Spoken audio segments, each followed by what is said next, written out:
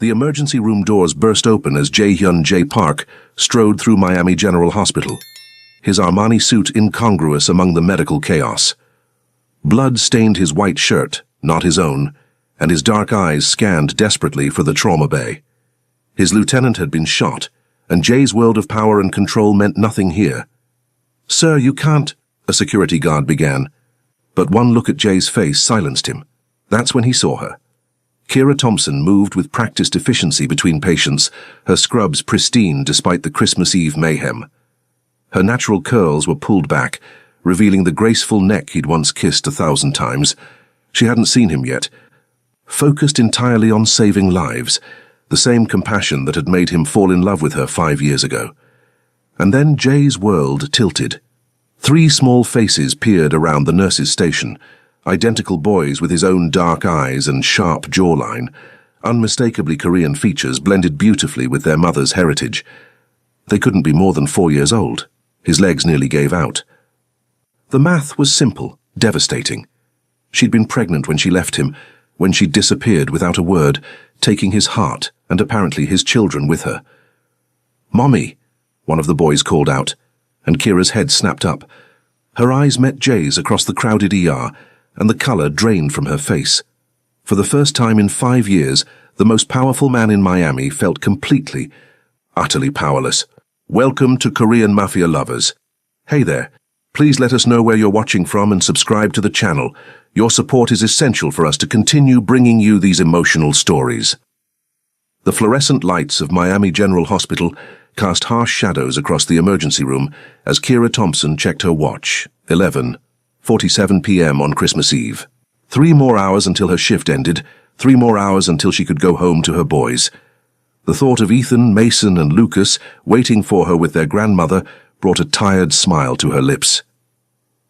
"Kira, incoming trauma in Bay 3, Dr. Martinez called out, snapping her back to reality. "GSW to the chest, ETA 2 minutes. She nodded, already moving toward the trauma bay. 5 years as a night shift nurse had taught her to compartmentalize. Work was work, home was home, and never the two should meet. It was the only way she could survive working in one of Miami's busiest hospitals, while raising 3 4-year-old boys alone. The ambulance sirens grew louder, and Kira prepped the bay with mechanical precision. IV lines, monitors, crash cart, everything ready for whatever came through those doors. She'd seen it all. Gang violence, domestic disputes, drug overdoses. Miami's underbelly revealed itself in her ER every night. What she hadn't expected was for her past to walk through those doors. The paramedics burst in first, wheeling a man in an expensive suit who was clutching his chest and barking orders in Korean. Behind them, moving with the lethal grace she remembered all too well, came Jae-hyun Park. Kira's hands froze on the IV bag. 5 years melted away in an instant. He looked exactly the same, sharp jawline, intense dark eyes, perfectly styled black hair. The same man who had whispered promises in the dark, who had made her believe in forever. The same man whose world had nearly destroyed her. Jay's eyes swept the trauma bay, clearly assessing threats and exits, old habits from a life she'd tried to forget. When his gaze landed on her, she watched recognition flicker across his features, followed immediately by something that looked like pain. "Ma'am, we need to get him stabilized," Dr. Martinez said, pushing past her toward the patient. Kira forced herself to move, to be professional. The injured man was conscious but losing blood fast. As she worked to establish an IV line, she could feel Jay's presence like electricity in the air. He stood against the wall, silent but commanding, his very stillness somehow more intimidating than any threat. "What happened?" Dr. Martinez asked as they worked. "Drive-by shooting," one of the paramedics reported. "Bullet missed the heart by inches." Kira's hands remained steady as she drew blood for typing, but her mind raced. This was Jay's world, the world she'd fled from when she discovered she was pregnant, the world of violence and danger that she'd sworn her children would never know. "He's stable for now," Dr. Martinez announced after 20 minutes of intense work. "We need to get him to surgery." As the team wheeled the patient toward the elevator, Jay stepped forward. For a moment, Kira thought he might follow his man upstairs. Instead, he turned to her. "Kira." Her name on his lips was barely a whisper, but it hit her like a physical blow. "I'm working," she said, not trusting herself to look at him directly. She began cleaning up the trauma bay, needing something to do with her hands. I know, I can see that. His voice was different somehow, rougher, more careful. You look good. She finally met his eyes, and the intensity there nearly undid her. What are you doing here, Jay? My lieutenant was shot. I had to... He stopped, running a hand through his hair in a gesture she remembered. I never expected to see you here. Miami's a big city, she said, disposing of used supplies with perhaps more force than necessary. But not big enough, apparently. The silence stretched between them, heavy with 5 years of unspoken words. Kira could hear the familiar sounds of the ER around them. Monitors beeping, conversations in Spanish and English, the constant hum of activity that had become her world. Kira, I need to ask you... Mommy! The voice cut through the tension like a knife. Kira's blood turned to ice as she saw 3 small figures running toward the nurse's station. Her mother-in-law, Mrs. Chen, hurried behind them, looking apologetic. I'm so sorry, Mrs. Chen called out in accented English. They woke up asking for you. And when I told them we were bringing your dinner, they insisted on coming inside. Ethan reached her first, his dark eyes bright with excitement. Mommy, we made you cookies. Well, Grandma Chen helped, but we did the decorating. Mason and Lucas flanked their brother, identical faces beaming up at her. All 3 boys had inherited their father's sharp features and dark eyes, though their skin was a beautiful blend of both parents' heritage. Their black hair stuck up at odd angles despite Mrs. Chen's obvious attempts to tame it. Kira's heart hammered as she knelt to their level, acutely aware of Jay's presence behind her. Boys, you know you're not supposed to be in the hospital. It's not safe. But it's Christmas Eve, Lucas protested. And you've been working forever. We wanted to make sure you ate, Mason added, holding up a container of homemade cookies. Kira pulled them close, breathing in their familiar scent of baby shampoo and the slight sweetness that seemed to cling to all children. Over their heads, she could see Jay's reflection in the glass partition. He stood frozen, his face a mask of shock and something that looked like devastation. The math was simple enough. The boys were 4 years old. She'd left Jay 5 years ago. Any fool could figure it out. Mommy, who's that man? Ethan asked, following her gaze. He looks sad. Kira's throat closed. She couldn't speak, couldn't breathe. 5 years of carefully constructed walls were crumbling around her. Jay stepped forward slowly, as if approaching wild animals. When he spoke, his voice was hoarse. They're mine, aren't they? Mrs. Chen gasped, finally understanding the situation. The boys looked between the adults, sensing the tension, but not understanding it. Kira, Jay said again, and this time her name sounded broken. They're my sons. It wasn't a question. The resemblance was too strong, too obvious. 3 little versions of Jae-hyun Park stared up at their mother, waiting for an explanation that would change everything. Boys, Kira managed, her voice barely steady, go with Grandma Chen to the cafeteria. I'll be there in a few minutes. But, Mommy... Now, she said more firmly, and something in her tone made them obey. Mrs. Chen gathered them up, shooting worried glances over her shoulder as she led them away. When they were alone again, Jay moved closer. 5 years, he said, his voice raw. 5 years, Kira. You've been raising my children for 5 years and I never knew they existed. You made your choice, she whispered, finally meeting his eyes. You chose that life over us. I never chose anything over you. You left. You disappeared without a word, without giving me a chance to what? To promise you'd change? To swear you'd leave the family business? Her voice rose slightly, then dropped back to a whisper. We both know how that would have ended. Jay's jaw clenched, and she could see him fighting for control. You should have told me. Whatever you thought of me, whatever you believed I was capable of, I had a right to know about my children. And they had a right to safety, to a normal life. Look around, Kira, he said, gesturing to the ER. You work nights in one of the most dangerous hospitals in Miami. You think this is safer than anything I could have provided? The accusation hit home, and Kira felt tears prick her eyes. At least here, the danger isn't sleeping in my bed. The words hung between them like a physical blow. Jay's face went white, and for a moment, she saw past the powerful facade to the man she'd once loved, the one who'd held her during thunderstorms and made her laugh until her sides ached. I need to get back to work, she said, turning away. This isn't over, Jay called after her. They're my sons, Kira. I won't walk away from them. She paused at the trauma bay entrance, not looking back. And I won't let you destroy their lives the way you destroyed ours. As she walked away, Kira could feel his eyes on her back.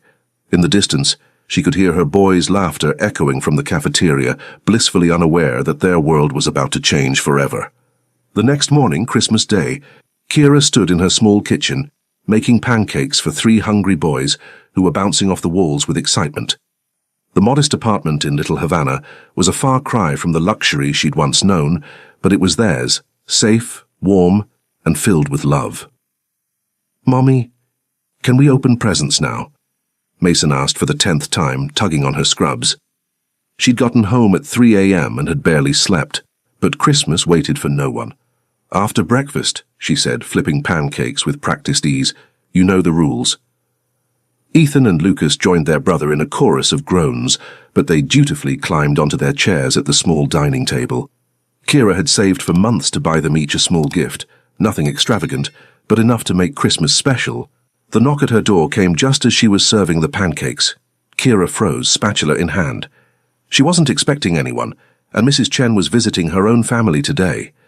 Through the peephole, she saw a delivery man holding an enormous arrangement of presents wrapped in gold and silver. "Delivery for Thompson residence," the man said when she cracked the door open. "I didn't order anything. Says here it's from." He checked his clipboard. "J. Park. Merry Christmas, ma'am." Kira's heart sank as the man wheeled in box after box. Expensive electronics, designer clothes in perfect sizes, toys that cost more than she made in a month. The boy's eyes grew wide as saucers. "Mommy, who sent all this?" Lucas asked, reaching for a box that was clearly a gaming system. Before she could answer, another knock came. This time she knew who it would be. Jay stood in her doorway, holding a small wrapped box, looking oddly nervous. He'd traded his expensive suit for dark jeans and a simple black sweater, but he still looked completely out of place in her modest hallway. "Can I come in?" he asked quietly. "Boys, go brush your teeth," Kira said without taking her eyes off Jay. "But the present, now." They scrambled toward the bathroom, whispering excitedly about the mysterious gifts. When they were gone, Kira stepped aside to let Jay enter. He moved carefully through her small living space, taking in the second-hand furniture, the photos of the boys covering every surface, the small Christmas tree decorated with handmade ornaments. His expression was unreadable. "You can't just show up here," Kira said, closing the door. "You can't buy them with expensive gifts." "I'm not trying to buy them." Jay set the small box on her coffee table.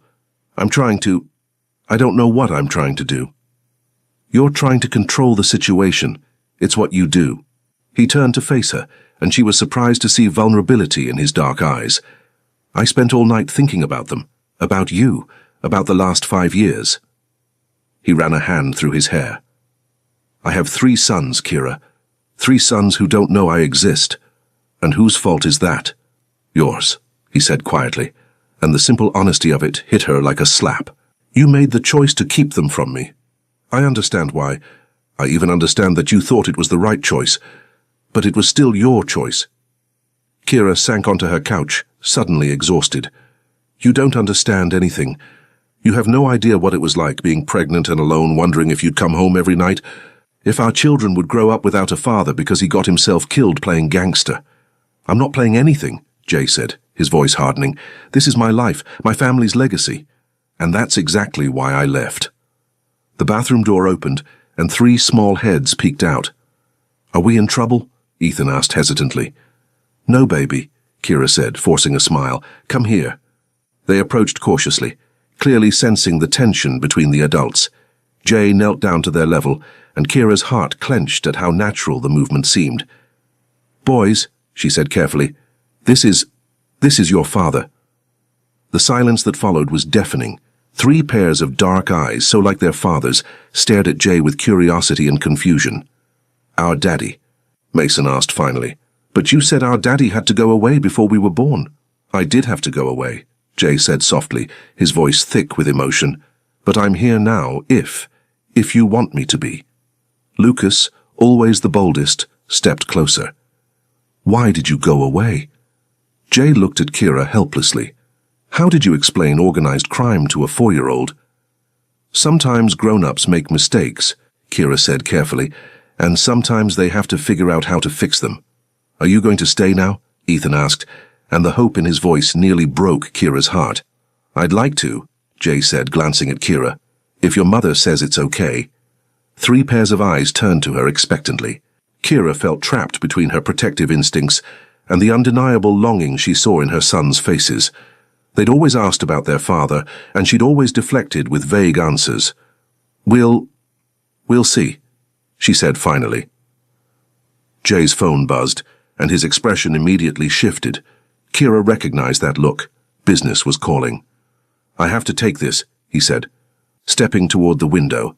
His voice dropped to rapid Korean as he answered. The boys watched him with fascination. Mommy, what language is that? Mason whispered. Korean, she said. Your father is Korean. Are we Korean too? Lucas asked. You're half Korean, you see, Kira explained, and half black, like Mommy. Jay finished his call and turned back to them, but Kira could see the tension in his shoulders. Whatever the call had been about, it wasn't good. I have to go, he said reluctantly, but I'd like to see you again. All of you. Can we open the presents first? Ethan asked hopefully. Jay smiled, the first genuine smile Kira had seen from him, and her heart did a traitorous flutter. Of course. The next hour was chaos as the boys tore through wrapping paper, exclaiming over each expensive gift. Jay watched them with an expression of wonder and pain, as if he couldn't quite believe they were real. When his phone buzzed again, Kira saw him check it and frown. Go, she said quietly. Handle whatever crisis needs handling. Kira, just go, Jay. This is exactly what I was afraid of. You can't just turn off being who you are. He looked like he wanted to argue, but another urgent buzz from his phone decided for him. I'll call you, he said. No, Kira said firmly. If you want to be part of their lives, it has to be on my terms. Safe places, normal activities, no business, no danger. Jay's jaw tightened, but he nodded. Whatever you want. After he left, the boys peppered her with questions she couldn't answer. Yes, that was their father. No, she didn't know when they'd see him again. Yes, he seemed nice. But as she watched them play with toys that cost more than her monthly salary, Kira couldn't shake the feeling that she'd just opened a door she might not be able to close again. That evening, as she tucked them into bed, Lucas asked sleepily, Mommy, is Daddy going to live with us now? I don't know, baby, she said honestly. Would you like that? Yeah, he said without hesitation. He has the same eyes as us. As Kira turned off the lights, she wondered if shared genetics would be enough to bridge 5 years of absence and a lifetime of different worlds. 3 days after Christmas, Kira was restocking supplies in the ER when Dr. Martinez approached her with a concerned expression. Kira, there's someone here to see you. Says it's about your children. Her blood turned cold. She followed him to the family consultation room, where a woman in an expensive suit sat waiting. The woman was Asian, impeccably dressed, with the kind of polished appearance that screamed money and power. Ms. Thompson, the woman said, standing, my name is Sarah Kim. I represent certain business interests of Mr. Park. If Jay sent you— Mr. Park doesn't know I'm here, Sarah interrupted smoothly. May I sit? Kira remained standing, every instinct screaming danger. What do you want? I want to discuss your children's safety. Sarah opened a leather portfolio. You see, Mr. Park's activities have made him many enemies. The fact that he now has 3 sons makes those children targets. Are you threatening my boys? Quite the opposite. I'm trying to protect them. Sarah pulled out a series of photographs. These were taken yesterday. Kira's heart stopped. The photos showed her boys playing in the small park near their apartment, completely unaware of the telephoto lens capturing their every move. Who took these? That's not important. What matters is that if we can find them, so can others. People who would use those children to hurt Mr. Park. Kira sank into a chair, legs suddenly weak. What do you want from me? There are 2 options, Sarah said calmly. You can accept Mr. Park's protection, move into a secure location, accept bodyguards for the children, allow him to ensure their safety through his resources. Or you disappear again. New identities, new city, new life. We can arrange everything, documents, jobs, housing. Mr. Park would never find you." The room felt like it was spinning. "You're asking me to choose between letting Jay back into our lives or running away forever. I'm asking you to choose between your children's safety and your pride." "My pride?" Kira's voice rose. "This isn't about pride. This is about not wanting my sons to grow up in a world where people take pictures of them as threats." Sarah's expression softened slightly. "I understand your concerns, but the reality is that they're already in that world, whether you acknowledge it or not. The moment Mr. Park learned of their existence, they became part of his story." "Then maybe he should have stayed away. Would you really want that? Would you want him to walk away from his own children?" The question hit home because Kira had seen the wonder in Jay's eyes when he looked at the boys, the careful way he'd knelt to their level, the genuine smile when they'd opened their presents. "I need time to think." "You have 24 hours, Sarah said, standing. "After that, the choice may be taken out of your hands." That evening, Kira sat in her living room watching the boys play with their new toys, her mind racing. Mrs. Chen had offered to take them for the night, sensing Kira's distress, but she'd declined. She needed them close. The knock at her door came at 9 p.m. after the boys were asleep. Jay stood in the hallway holding takeout bags and looking exhausted. "I brought dinner," he said simply. "I already ate." "No, you didn't. You never eat when you're stressed." He pushed past her into the apartment. "We need to talk." "About what?" "About how your lawyer came to see me today.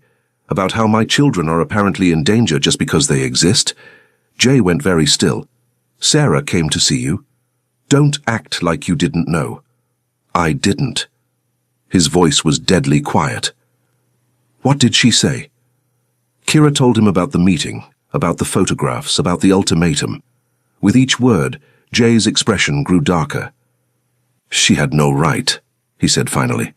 "No right to approach you, to threaten you." "So you're saying my boys aren't in danger?" Jay was quiet for a long moment. "I'm saying that Sarah overstepped, but—" He ran a hand through his hair. "She's not wrong about the risks." "Jesus, Jay." Kira sank onto her couch. "What have you done? What kind of life are you living that just knowing you exist puts children at risk?" "The same life I was living 5 years ago," he said quietly. "The same life you left me because of." "And you haven't changed at all?" "I've tried to." The admission seemed to cost him. "After you left, I tried to find ways out, legitimate businesses, legal investments. But some things, some obligations can't be walked away from. Your family, my father's legacy, the people who depend on me." He sat across from her. "But I swear to you, Kira, I would never let anything happen to them, to you." "How can you promise that? You can't control everything." "No, but I can control enough."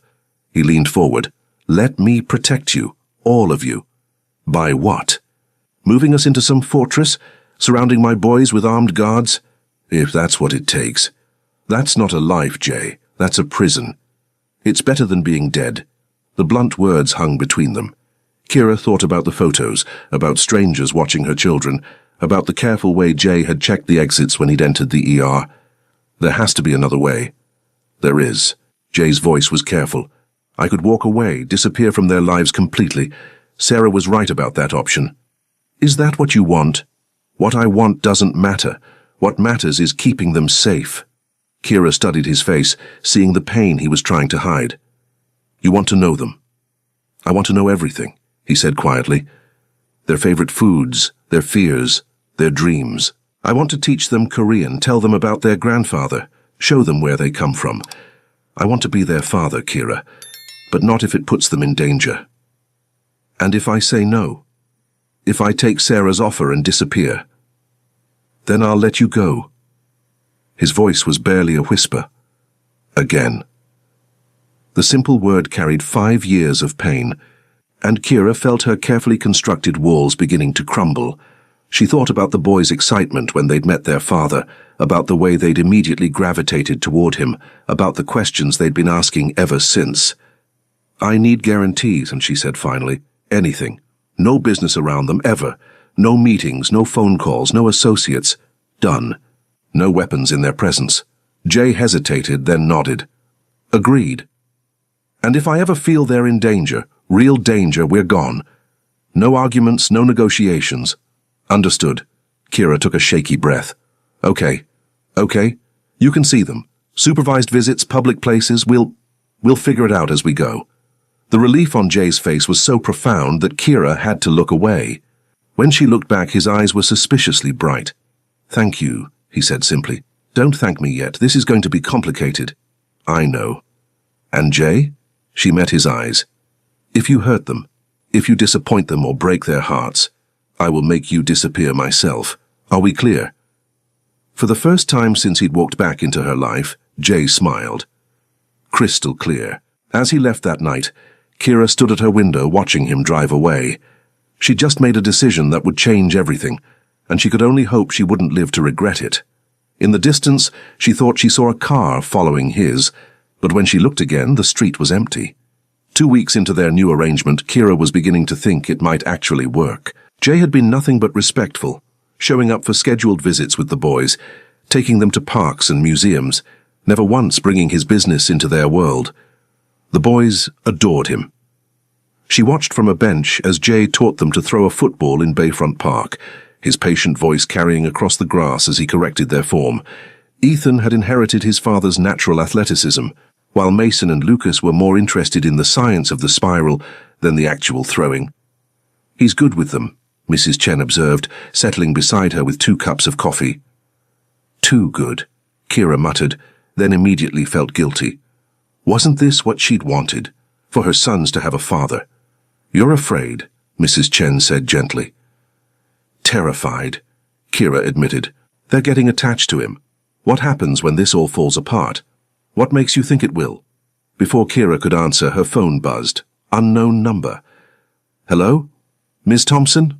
This is Detective Rivera, Miami PD. I need to speak with you about Jae-hyun Park. Kira's blood turned cold. I'm sorry, who? Please don't play games, ma'am. We know about your relationship with Mr. Park and we know about the children. We need to talk.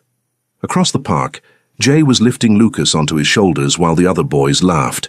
They looked like any normal family enjoying a Sunday afternoon.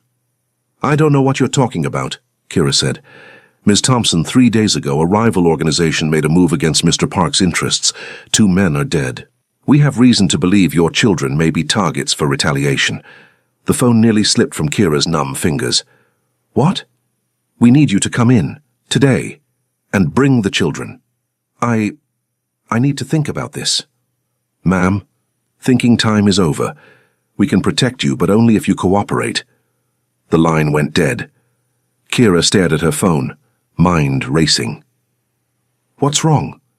Mrs. Chen asked, alarmed by Kira's expression. I have to go. Kira stood on shaky legs. Can you take the boys home? Kira, what's happening? But Kira was already walking toward Jay, her heart hammering. When she reached him, she managed a smile for the boys. Hey guys, Grandma Chen is going to take you for ice cream. Daddy and I need to talk about grown-up stuff. Boring, Lucas declared, but he hugged her legs before running toward Mrs. Chen. When they were alone, Jay's expression immediately shifted. What's wrong? The police called. They said there was some kind of incident, that the boys might be targets. Jay went very still. When? 3 days ago. 2 people are dead, Jay. Dead. Kira. You promised me, she said, her voice rising. You promised they'd be safe. They are safe. I would never... How can you say that? The police think they're targets. Jay grabbed her arm gently but firmly. Listen to me. Yes, there was an incident, a business dispute that got out of hand, but I handled it. The threat has been neutralized. People are dead. People who were trying to hurt my family, Jay said quietly. People who made the mistake of thinking they could use my children against me. The words hit Kira like a physical blow. Your children? They're not weapons in your war, Jay. I know that, but my enemies don't. His grip tightened slightly. This is exactly why I wanted you to accept protection, why I wanted to move you somewhere secure. So you knew this was going to happen. I knew it was possible. I've been taking precaution. What kind of precautions? Jay hesitated, and Kira's heart sank. There are people watching you, watching them, making sure they're safe. You've been having us followed? Protected. There's a difference. Not to me. Kira jerked away from him. This is exactly what I was afraid of. This is why I left you in the first place. And look how well that worked out, Jay snapped, his careful control finally cracking. You've been living in a fantasy, Kira, thinking you could keep them safe by pretending I don't exist. But I do exist, and so do my enemies, and your denial doesn't make them any less dangerous. So what are you saying, that this is my fault? I'm saying that running away didn't protect them. It just meant they were unprotected. The truth of his words hit her like a slap. For 5 years she'd told herself she was keeping her boys safe by staying away from Jay's world, but his world had found them anyway. The detective wants me to bring them in, she said quietly. Absolutely not. Jay, no. You don't understand how this works. The police can't protect them. They don't have the resources, the reach, or the commitment. All they'll do is make them bigger targets. And you can protect them? I already am. His voice was deadly serious. The men who threatened them are gone, Kira. They will never threaten anyone again. The implication hung between them. Kira thought about the news reports she'd seen over the years, about bodies found in the bay, about gang wars that erupted and disappeared overnight. You killed them. I protected my family. Those are the same thing to you, aren't they? Jay was quiet for a long moment. Yes, he said finally. They are. Kira felt something break inside her chest. I can't do this. I can't expose them to this. You can't run from it either, not anymore. Watch me. She turned to walk away, but Jay caught her hand. Kira, please, don't take them away from me again. I have to, can't you see that? This is exactly what I was afraid of, the violence, the danger, the impossible choices. I won't let them grow up in this world. Then what world will they grow up in? Jay asked quietly. One where their father is a stranger? Where they have to wonder why he abandoned them? Better than one where they have to wonder if he's coming home alive each night. Jay's face went white. Is that what you used to do? Wonder if I was coming home? Every single night, she whispered. Every phone call, every late meeting, every time you left the house. I lived in constant fear, Jay. I can't do that again, and I won't put them through it. I would die before I let anything happen to them. That's exactly what I'm afraid of. The words hung between them like a death sentence. In the distance, Kira could see Mrs. Chen loading the boys into her car, their laughter carrying across the park. I'm taking them away, she said finally, tonight. Kira, don't follow us, don't look for us, let us disappear. I can't do that. You have to. She met his eyes, seeing her own pain reflected there. If you love them, if you love me, you'll let us go. I do love you, he said quietly. I never stopped loving you. The admission nearly broke her resolve. Then prove it. Let us have a normal life. Jay stared at her for a long moment, and she could see the war playing out behind his eyes. Finally, he nodded. Okay, he said quietly. Okay. As Kira walked away, she didn't look back. She couldn't bear to see the devastation on his face, couldn't risk changing her mind. But as she reached Mrs. Chen's car, she heard him call out one last time, I'm sorry, Kira, for all of it. I'm so damn sorry. She didn't turn around, but tears streamed down her face as she got into the car. The boys chattered excitedly about their day with their father, completely unaware that it might be their last. That night, as she packed their few belongings, Kira tried not to think about the look in Jay's eyes when she'd walked away. She tried not to remember the way he'd smiled when the boys had laughed, or how natural he'd looked with Lucas on his shoulders. She was doing the right thing. She had to be. But as she tucked her sleeping sons into bed for what might be their last night in Miami, she couldn't shake the feeling that she was making the biggest mistake of her life. At 3 a.m., Kira was loading the last of their belongings into her car when she heard the footsteps behind her. Going somewhere. She spun around to find 3 men emerging from the shadows of her apartment complex. They were young, Hispanic, with the kind of casual menace that made her blood run cold. I don't want any trouble, she said, moving closer to her car door. Too bad, the leader said with a cold smile. See, we heard Jay Park's got some kids now. Kids he cares about real much. Kira's heart hammered against her ribs. I don't know what you're talking about. Sure you don't. Where are they? Asleep, she lied, grateful she'd sent them to Mrs. Chen's for the night. Wake them up. We're going for a ride. No. The word came out stronger than she felt. The man pulled out a gun, keeping it low but visible. That wasn't a request. Kira's mind raced. Her phone was in her purse in the car. The boys were safe at Mrs. Chen's, but these men didn't know that. If she could just... Kira! Jay's voice cut through the night like a blade. He emerged from behind another car, moving with deadly purpose. Behind him came two other men, both armed. "Let her go," Jay said quietly. "This is between us." "Actually, it's between you and our boss," the leader replied. "But since you killed his brother, we figured we'd return the favor.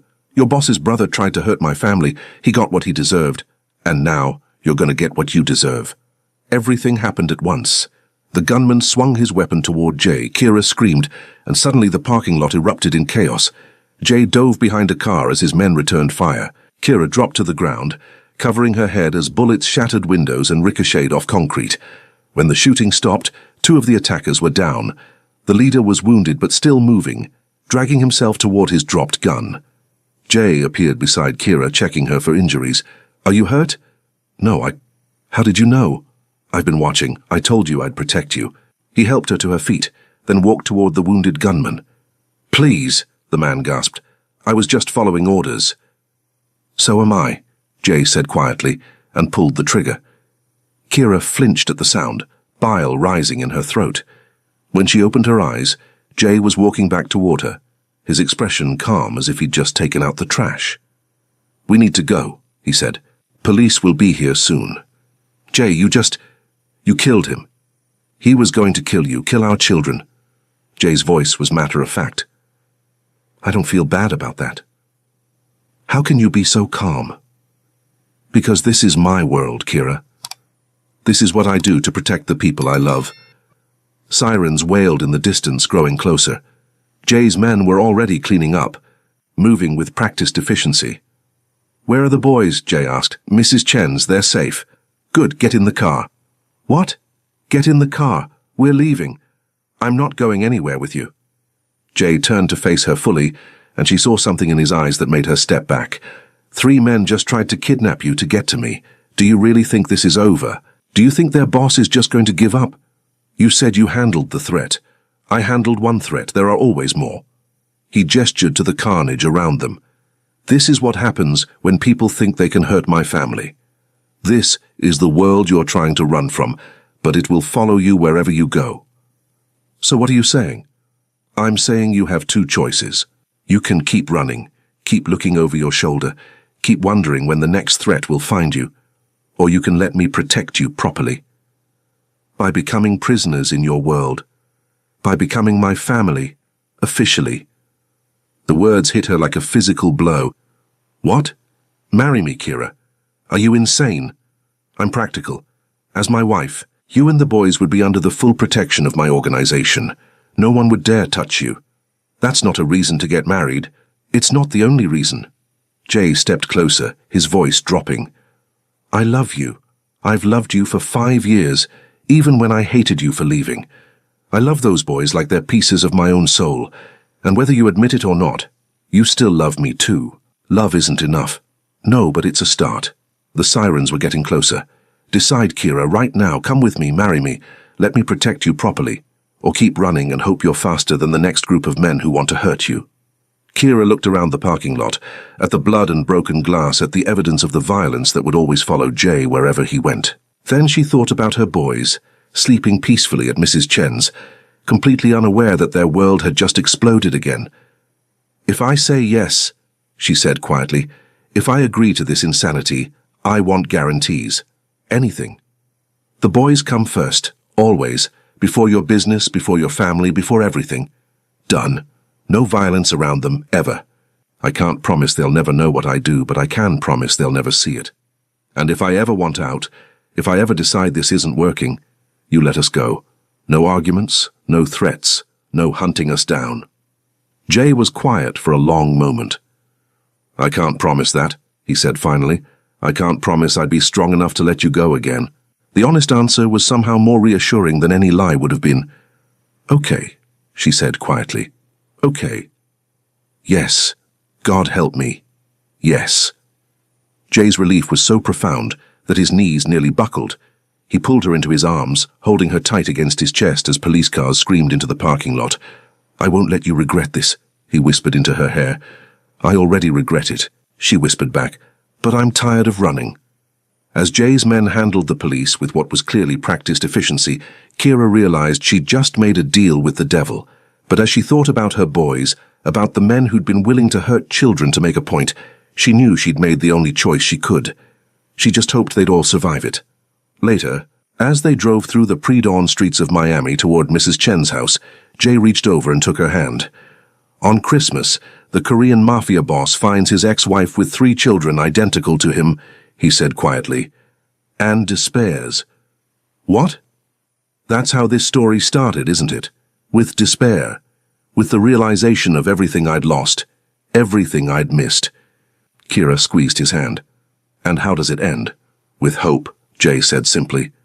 With a second chance I don't deserve but will fight like hell to keep. As they pulled into Mrs. Chen's driveway, Kira could see 3 small faces pressed against the window, having been awakened by the sound of the car. When they saw their parents together, their faces lit up with joy. "Daddy!" Lucas called out, running toward the car in his pajamas. Jay caught him up in his arms, spinning him around as Mason and Ethan joined them. For a moment, they looked like any normal family reuniting after a difficult night. But as Kira watched Jay hold their sons, she could see the subtle way he positioned himself between them and the street, the careful way his eyes scanned for threats, even as he smiled and laughed with the boys. This was her life now, love and danger, protection and violence, all wrapped up in one impossible package. She just hoped love would be enough to see them through. Years later, Kira stood in the kitchen of their Coral Gables mansion, watching through the window as Jay taught their sons, now tall, confident teenagers, how to change the oil in his car. The boys had inherited their father's mechanical aptitude, along with his sharp features, though they'd gotten their mother's compassion and moral compass. The house was a fortress, disguised as a family home, with security systems that would make the Pentagon jealous and guards who doubled as groundskeepers. But inside these walls, they'd managed to build something beautiful, a real family, complicated and imperfect, but undeniably theirs. "Mom, Dad's speaking Korean again," Ethan called out, now 15, and the spitting image of his father. "Tell him dinner's in 10 minutes, she called back, smiling as she heard Jay switch to English to explain the finer points of engine maintenance. The boys knew what their father did for a living. It was impossible to hide completely as they got older, but they also knew the man who helped with homework, who attended every school play and soccer game, who tucked them in with Korean lullabies when they were sick. Jay had kept his promises. The violence stayed outside their home, and their children had grown up knowing they were loved and protected, even if they didn't always understand the cost of that protection. "Kira." Jay appeared in the doorway, wiping his hands on a towel. At 42, he was still devastatingly handsome, though there were lines around his eyes now, some from laughter, some from the weight of keeping his family safe in an increasingly dangerous world. "The boys are getting good at this," she said, nodding toward the window. "They're getting good at a lot of things." Pride colored his voice. "Ethan's been accepted to MIT, full scholarship. And Mason wants to be a doctor, and Lucas is determined to be a lawyer." Kira shook her head in amazement. "Think they'll stay out of the family business?" "I'm counting on it." Jay wrapped his arms around her from behind, resting his chin on her shoulder. "That was always the plan, wasn't it? Give them choices I never had." "No regrets? About them? Never." He turned her in his arms. "About us? Only that it took so long to get here. We got here eventually." "We did." He kissed her softly. The same kiss that had started this whole complicated love story. "I love you, Mrs. Park." "I love you too," she said, meaning it completely, "even when you're covered in motor oil." "Especially then," Jay grinned, and for a moment he looked exactly like the young man she'd fallen in love with all those years ago. Outside, their sons laughed at something one of them had said, their voices carrying through the evening air. They were safe, they were loved, and they were theirs. It hadn't been the life Kira had planned, but it was the life they'd built together. One choice, one compromise, one fierce protection at a time. And despite everything, despite the danger and the complexity, and the impossible balancing act of loving a man who lived in the shadows, she wouldn't change a single moment of it. This was their story, messy, complicated, and absolutely perfect in its imperfection,